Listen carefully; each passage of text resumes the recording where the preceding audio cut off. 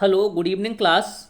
आज का जो हमारा डिस्कशन रहने वाला है, हम बात करेंगे। अभी एसएससी जेई 2022 का एग्ज़ाम हुआ है, तो सभी लोगों के दिमाग में चल रहा है कि सर बीआरओ का मेडिकल किस तरीके से होता है, सीपीडब्ल्यूडी के मेडिकल में क्या होने वाला है, एमईएस के मेडिकल और सीडब्ल्यूसी। तो मैं क्या करूँगा, आज आपको वन बाई वन सबसे पहले बीआरओ के मेडिकल के बारे में डिस्कस करूँगा। फर्स्टली बीआरओ का मेडिकल बताऊँगा, सीपीडब्ल्यूडी, एमईएस और सीडब्ल्यूसी, इन तीनों का मेडिकल फिर मैं बताऊँगा।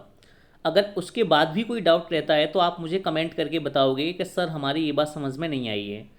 उसके बाद में और एक दो बात, आप मुझे तो जानते ही हैं, ठीक है, सौरभ सर, एमएस जी। नेक्स्ट और आपको क्या करना है, आपके दिमाग में चल रहा है कि सर रिजल्ट कब तक आएगा। एक रिजल्ट का बहुत बड़ा इशू चल रहा है ना आपके दिमाग में। रिजल्ट जून से पहले नहीं आने वाला है, क्योंकि रिजल्ट आने में कम से कम नहीं तो 3 to 4 मंथ लग जाते हैं। अगर मैं आपका पेपर फेब में हुआ है तो मार्च, अप्रैल, मई, जून, तो आपका जून में रिजल्ट आने का पूरा पूरा चांस है। तो आप ये भी अपने दिमाग से निकाल दो, मतलब जून तक रिजल्ट आ जाएगा, ठीक है। नेक्स्ट आपका रहता है कि सर हमें सैलरी कितनी मिलती है, ये भी रहता है। और आपके डाउट ख़त्म नहीं होते हैं। इस वीडियो को देखने के बाद में मैं कोशिश करूँगा, I try to finish all the doubts, okay. तो नाव में चलता हूँ। सबसे पहले मैं बीआरओ के मेडिकल की बात करूँगा कि जो बीआरओ का मेडिकल है उसमें होता क्या क्या है। तो आपको समझना है कि मेडिकल होगा कब। सबसे पहले क्या हुआ, एसएससी जेई का तुमने मेंस एग्ज़ाम क्वालिफाई किया, ठीक है। मेंस क्वालिफाई करने के बाद में आपका होगा डीवी। अब तो जितने ही बच्चे बुलाए जाएंगे, जितनी वैकेंसी हैं, ठीक है, उतने ही बच्चों को इस बार कॉल किया जाएगा। तो आपका डीवी होने के बाद में then you will go for the medical. आप किसके लिए जाओगे, मेडिकल के लिए जाओगे। अब मेडिकल में सपोज दैट आपको मिला बीआरओ, या आपको मिला एमईएस मिला, या सीडब्ल्यूसी मिला, या सीपीडब्ल्यूडी मिला, what ever department you got, कोई भी डिपार्टमेंट आपको मिला। आप क्या करोगे कि जो मेडिकल होता है, मैं मेडिकल के बारे में बताता हूँ। सबसे पहले बीआरओ के मेडिकल में क्या क्या होता है। बीआरओ के अगर मेडिकल की मैं बात करूँगा तो सबसे पहले होता है पीईटी। पीईटी का मीनिंग क्या है, फिजिकल इफिशियंसी टेस्ट, ओके। ये आपको क्वालिफाई करना होगा। इसमें क्या होता है, इसमें आपको 10 मिनट के अंदर, 10 मिनट के अंदर आपको कितना, 1 माइल्स, ठीक है ना। 1 मील्स का मीनिंग क्या है, अप्रॉक्स 1600 मीटर। इतना आपको 10 मिनट के अंदर ये क्या करना है, रनिंग करना होता है। 10 मिनट में इतना आपको वॉकिंग डिस्टेंस को कवर करना है, ठीक है। ये होता है पहला पीईटी। जब आप इसको कवर कर लेंगे देन उसके बाद में क्या होता है, मेडिकल होता है। जो डॉक्टर्स होते हैं वो आपका चेकअप करेंगे कि आपका बीपी है वो कितना है, ठीक है, आपका बीएमआई कितना है, आपके आई का टेस्ट होगा, और each and everything will be tested. जो भी उसके अंडर में आती है सब कुछ टेस्ट होगा।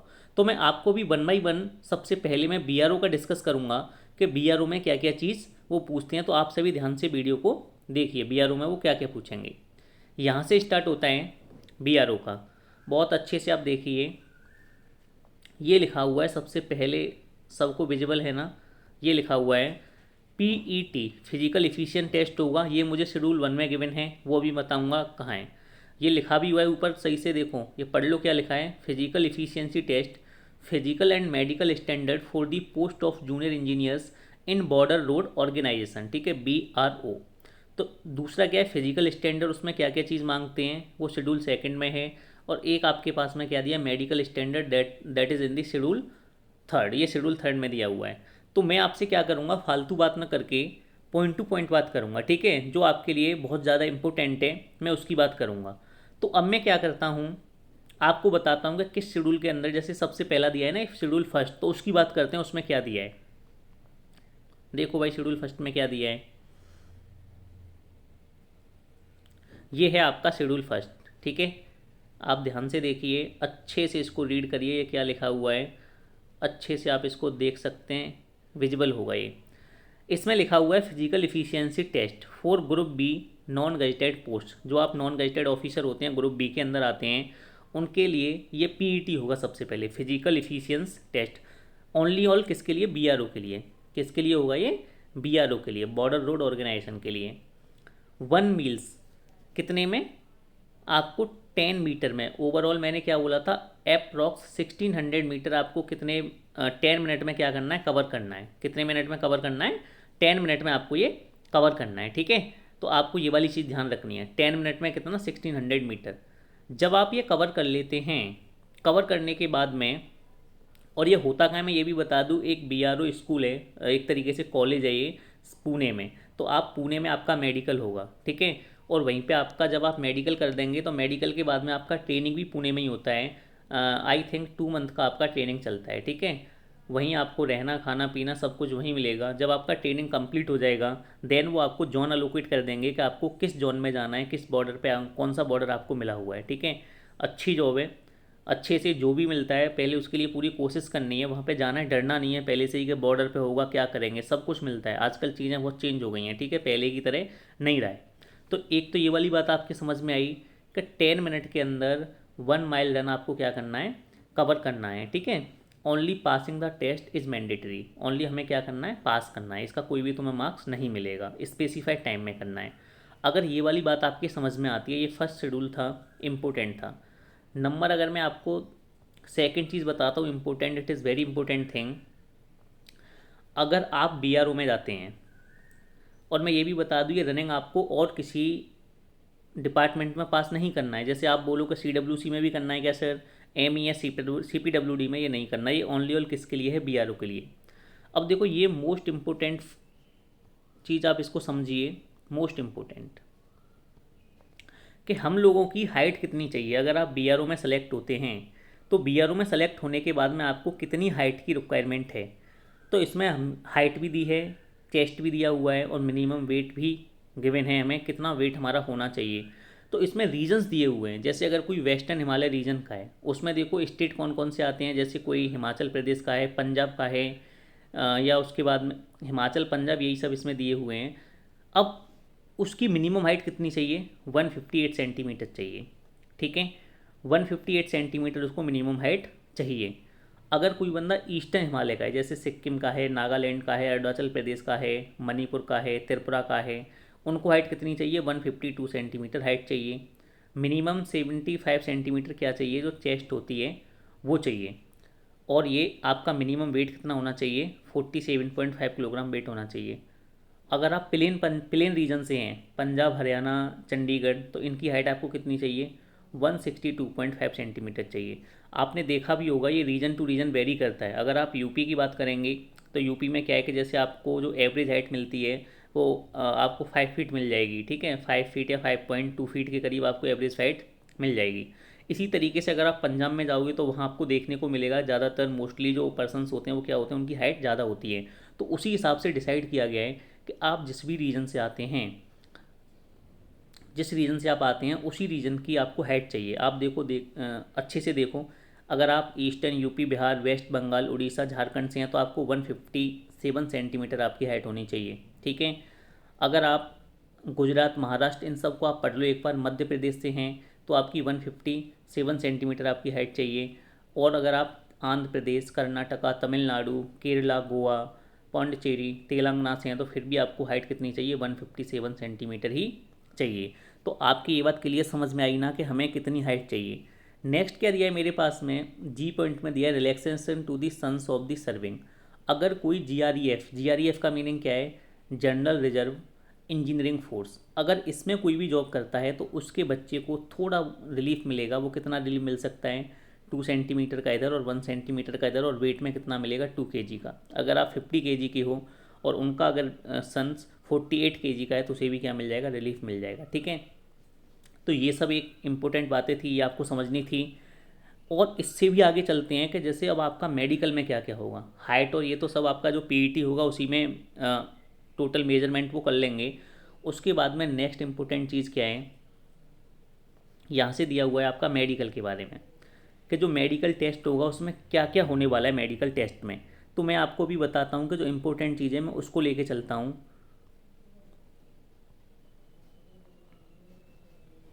ये आपका दिया हुआ है, सबसे ज़्यादा इम्पोर्टेंट चीज़ है, rules governing medical inspection of candidate in GREF. अगर आप बीआरओ के अंदर जॉब करना चाहते हैं तो बीआरओ के अंदर आपको क्या है, कुछ रूल्स हैं, कुछ इंस्पेक्शन है, वो आप फिट होने चाहिए। जैसे आपका हैंड है, आपके लिम्स हैं, ये सब कैसे होने चाहिए, ठीक होने चाहिए। आपकी आइज है वो कैसी होनी चाहिए, अच्छी होना, आइज भी फिट होनी चाहिए। बस यही इसमें लिखा हुआ है कि अगर कोई भी बंदा यहाँ पे आता है ना तो उसे किसी भी टाइप की डिजीज़ नहीं होनी चाहिए। उसके पीछे का रीज़न क्या है कि आप हमेशा किधर रहोगे, बॉर्डर पे रहोगे। और जब आप बॉर्डर पे रहोगे ना, तो हो सकता है वहाँ जैसे आपकी अगर तबीयत ख़राब होती है जल्दी से, तो थोड़ा बहुत परेशानी प्रॉब्लम क्रिएट होगा, क्योंकि वहाँ हाई एल्टीट्यूड होता है। कभी कभी क्या है कि वहाँ ऑक्सीजन की भी थोड़ी सी लैक ऑफ ऑक्सीजन होता है, ठीक है, डिफिशियंसी हो जाती है ऑक्सीजन की। तो उस वजह से बीआरओ का प्रॉपर मेडिकल होता है, ठीक है। मेडिकल सभी में होता है, लेकिन बीआरओ में थोड़ा ज़्यादा टेस्ट होते हैं और अच्छे से मेडिकल होता है। तो इसमें मैं अब टेस्ट की जैसे ये दिया है ना, देखो मैं इसको थोड़ा आपको बताता हूँ कि इसमें क्या क्या गिवन है। That is bearing goods that no sign of disease of ear, जैसे उसके ईयर हैं वो अच्छे होने चाहिए, नोज अच्छा है, थ्रोट, ये सब चीज़ें अच्छी होनी चाहिए, ठीक है। दूसरा दिया है कोई किसी भी टाइप की जो हमारे स्वेलिंग आ जाती है वो स्वेलिंग नहीं होनी चाहिए, जैसे जो हमारे जॉइंट होते हैं उन पर स्वेलिंग आ जाती है वो नहीं होना चाहिए। चेस्ट वेल फॉर्म होनी चाहिए, ठीक है, जो चेस्ट है वो भी आपकी वेल फॉर्म होनी चाहिए। जो आपके फीट हैं वो भी वेल फॉर्म होने चाहिए, टोज जो अंगूठे होते हैं वो भी आपके वेल फॉर्म होने चाहिए। नो कॉन्टी कॉन्जेंशियल डिजीज़, मतलब कोई भी आपके जो जन्मजात बीमारी होती है वो नहीं होनी चाहिए। तो ये सब किसके बारे में दिया है, मतलब ये दिया है कि इतनी चीज़ें चाहिए अगर आप किसी भी GREF general reserve engineering force में आते हैं या बीआरओ के अंदर आप जाते हैं, तो इनका क्या है कि ये बहुत ज़्यादा नेसेसरी चीज़ है आप सभी के लिए, ठीक है। और देखो और क्या दिया है इससे आगे, ये हमारा हो गया। नेक्स्ट पेज पे देखते हैं 13 पे, आप इसको पूरा रीड कर सकते हैं बहुत अच्छे से। देखो अब दिया है कि जैसे आपके टेस्ट वहीं होंगे जब आप जाओगे ना उधर ही, तो उधर ही मेडिकल ऑफिसर्स होंगे, वो आपके एक तरीके से पूरा बॉडी का चेकअप करेंगे कि आपकी बॉडी में कोई प्रॉब्लम तो नहीं है। अगर प्रॉब्लम होगी तो वो आपको, जैसे छोटा मोटा प्रॉब्लम है, एक तो होता है परमानेंट टाइप का प्रॉब्लम है कि उसे ख़त्म नहीं किया जा सकता, एक होता है छोटा मोटा प्रॉब्लम उसे ख़त्म किया जा सकता है। तो वो लोग क्या करेगा कि अगर उन्हें लगा कि ये बहुत शॉर्ट टाइम के अंदर ओके हो जाएगा, तो वो आपको 60 डेज या 90 डेज का टाइम देगा, आप उसके बाद में आइए और दोबारा से मेडिकल कराइए, या आपके आसपास एमएच होते हैं मिलिट्री हॉस्पिटल, आप उनमें जाके अपना मेडिकल चेकअप कराइए, तो आप मेडिकली फ़िट हो जाओगे। जब आप ग्राउंड में जाओगे तो मोस्टली मेडिकली फ़िट होते हैं, आपको ये नहीं सोचना कि मेडिकली फ़िट हैं या नहीं, या आपके दिमाग में चल रहा है कि हमारे ये कमी है। सब स्टूडेंट होके हैं, जिस एज में हम एग्ज़ाम क्वालिफाई करते हैं कोई भी किसी भी टाइप की डिजीज़ हमारी बॉडी के अंदर नहीं होती है, ठीक है। लेकिन फिर भी दिया है कि ग्राउंड फॉर परमानेंट रिजेक्शन। अब देखो इसमें क्या दिया है, अच्छे से इसे एक बार पढ़िए।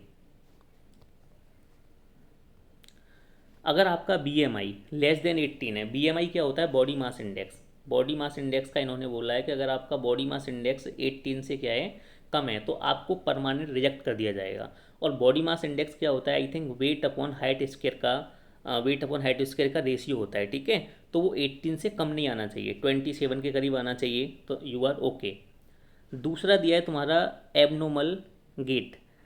ये क्या होगा, जैसे आप किस तरीके से वॉकिंग करते हो, जब आप वॉकिंग कर रहे हो तो ऐसा नहीं आप टेढ़ा मेढ़ा चल रहे हो, या किस तरीके से आप वॉकिंग कर रहे हो, आपको क्या करना है, बिल्कुल अच्छे तरीके से स्ट्रेट वॉकिंग करनी है। नेक्स्ट क्या दिया है, एब नॉर्मल पॉस्चर। पॉस्चर वही सेम चीज़ होती है कि आपका बात करने का तरीका, ऐसा नहीं आप जैसे आप खड़े हो रहे हो, जैसे आपका स्पाइनल कॉर्ड है, अगर आपके स्पाइनल कॉर्ड में प्रॉब्लम आ जाएगी तो you are not able to straight, मतलब आप सीधे खड़े नहीं हो सकते। तो ये तुम्हारे पास में क्या है, ये प्रॉब्लम नहीं होनी चाहिए। अगर ये प्रॉब्लम होती है तो आपको क्या करेंगे, परमानेंट रिजेक्ट कर देंगे, आप मेडिकल में फेल हो जाओगे। डीफनेस, मतलब आप बहरे नहीं होने चाहिए। प्रोनाउंस स्टैमरिंग, इसका मीनिंग क्या है कि आप बात करने में, प्रोनाउंस करने में आपके अंदर क्या है, जो आप जैसे हकलाते हैं ना, हकलाना नहीं चाहिए। तो ये सब इसमें डिजीज़ दिए हैं, आप इनको बहुत अच्छे से एक बार देख लो, मैं अब दिखा देता हूँ, एक बार इनको पढ़ो। ब्लाइंडनेस नहीं होनी चाहिए, कलर ब्लाइंडनेस, ठीक है, जो एक तरीके से वो भी। और देखो और क्या दिया है, ये सब डिजीज़ दिए हैं, आप इनको एक बार देख लो। लंग इन्फेक्शन नहीं होना चाहिए, ठीक है। कार्डियक मरवर, हमारे हार्ट में प्रॉब्लम नहीं होनी चाहिए। हाइपर टेंशन, जो बीपी है, ब्लड प्रेशर ज़्यादा हाई नहीं होना चाहिए। तो अगर ये सब प्रॉब्लम है तो आपको क्या किया जाएगा, परमानेंट रिजेक्ट कर दिया जाएगा। आप देख लो इनको बहुत अच्छे तरीके से, ठीक है। उसके बाद में अगर मैं थोड़ा सा आगे लेके और चलता हूँ आपको, ये चीज़ दिया हुआ है आपके लिए कि जैसे टेम्परेरी रिजेक्शन, टेम्परेरी रिजेक्शन में ये कुछ पॉइंट दिए हुए हैं, इनको आप अच्छे से एक बार देख लो। देखने के बाद में आप अपने फ़ोन पे सर्च करो, तो ये सर्च करने का नीड नहीं है, ठीक है। ये ऐसा किसी को कुछ नहीं होता, ये इसमें दिया है ना आपके कि टेरिजियम क्या होता है, जो आई की प्रॉब्लम हुआ टेरिजियम, ठीक है। जैसे और भी इसमें दिया हुआ है, प्लांटर वॉट्स क्या होता है, वेरिकोज वेंस क्या होती हैं, ये सब तुम्हारा एनीमिया क्या होता है, हेपेटो स्प्लीन मैगली क्या होती है, जैसे हमारा हेपेटोलॉजी क्या होती है, स्टडी ऑफ लीवर होती है। जब हम लीवर का स्टडी करते हैं तो उसे क्या बोलते हैं, हेपेटोलॉजी बोलते हैं। तो अगर हमारे लीवर पे क्या है, स्वेलिंग आ जाती है, तो अगर इस टाइप की प्रॉब्लम है तो आपको ले लिया जाएगा, कोई दिक्कत नहीं। एनीमिया है फिर भी ले लिया जाएगा। एक होता है तुम्हारे पास में गायनोकोमेस्टिया। गायनोकोमेस्टिया में क्या होता है कि जो टेस्टीस्टेरोन जो हार्मोन होता है ना, वो रिलीज़ करना कम कर देता है, ठीक है। तो हमें ये प्रॉब्लम हो जाती है, जो हमारी चेस्ट होती है वो थोड़ा बढ़ने लग जाती है। तो अगर ये भी प्रॉब्लम है फिर भी आपको ले लिया जाएगा। मतलब ये वो प्रॉब्लम है छोटी मोटी कि अगर ये ठीक हो जाएंगी तो फिर आपको क्या किया जाएगा, ले लिया जाएगा, ठीक है। जैसे BMI अबव 30 है फिर भी आपको ले लिया जाएगा। और ये दिया है ना, BMI to below 30 within 3 month will be accepted. आपको 3 मंथ के अंदर, मतलब 90 डेज़ के अंदर आपको BMI जो बॉडी मास इंडेक्स है ना, आपको रनिंग करके दौड़ करके वो क्या है, आपका जो वेट है कम कर लोगे तो यू विल बी एक्सेप्टेड। ऐसी इसमें और भी बहुत सारी बीमारी हैं, डिजीज़ हैं जो छोटी मोटी हैं। अगर ये सब है आपके, जैसे ये ट्रैकोमा दिया हुआ है, ठीक है। नेसल स्पेक्ट्रम, जो हमारी नोज़ में स्पेक्ट्रम होता है ना, उसके बारे में दिया हुआ है। तो आप इनको एक बार देख लो अच्छे से, अगर ये डिजीज़ है तो आपको चल जाएगा, कोई प्रॉब्लम नहीं है। लास्ट क्या दिया है, लास्ट में ये एक चीज़ दिया है कि एक तो होता है टेम्परेरी अनफिट, एक होता है परमानेंट अनफिट। अगर आपको परमानेंट अनफिट कर दिया तो आपको 30 डेज़ का टाइम मिलेगा। इसमें लिखा हुआ है 1 मंथ का आपको टाइम मिलेगा। 1 मंथ के बाद में आपको आना है और आने के बाद में दोबारा टेस्ट कराने हैं, ठीक है। अगर आपको टेम्परेरी अनफिट कर दिया, जैसे आपका कोई भी, जैसे सपोज दैट आपका BMI ज़्यादा है, तो आपसे बोला जाएगा आपको 19 डेज़ का टाइम मिल रहा है। आप दोबारा से वो मिलिट्री हॉस्पिटल बता देंगे, MH हॉस्पिटल, वहाँ पे जाके आप दोबारा से टेस्ट करा के आइए। अगर आप ओके हैं तो हम आपको यहाँ पे सेलेक्ट कर लेंगे, ठीक है। और आपको टेंशन नहीं लेनी है। 95% स्टूडेंट मेडिकली फ़िट होते हैं। और इसमें आई के बारे में और दिया था सबसे फर्स्ट पेज पे, वो मैं आपको दिखा नहीं पाया। वो सबसे ज़्यादा इम्पोर्टेंट है आई वाला, क्योंकि अगर देखिए आई वाला,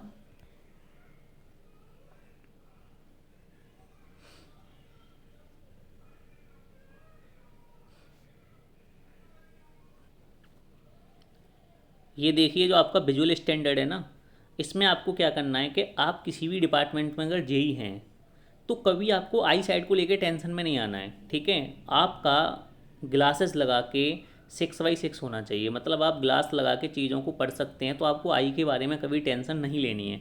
और मुझे लग रहा है कि ऐसा कोई भी बंदा नहीं होगा, कलर ब्लाइंडनेस नहीं होना चाहिए किसमें, ओनली BRO के अंदर, ठीक है।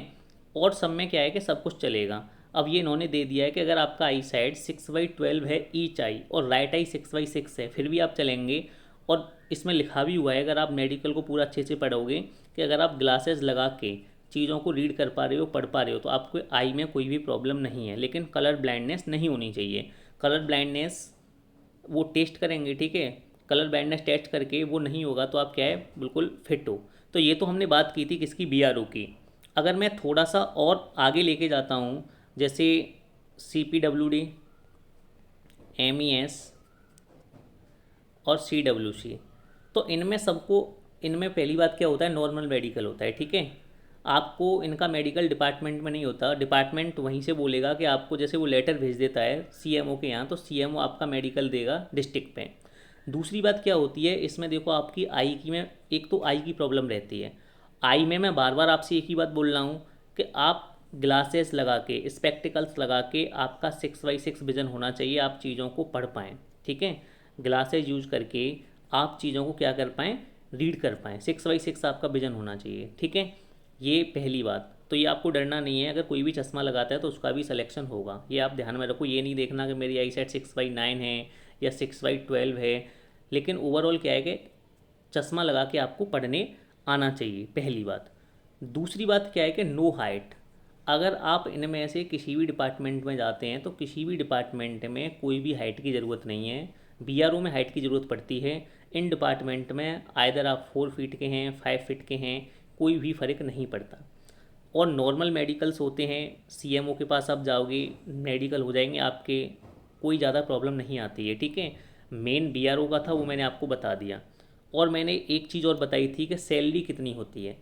तो देखो भाई, सैलरी की बहुत लोगों की डिमांड होती है, जब आप जॉब पे लग जाओगे तो आपको सैलरी चाहिए। जो ओवरऑल सैलरी होती है वो 65,000 होती है एक्स क्लास सिटी की, ठीक है।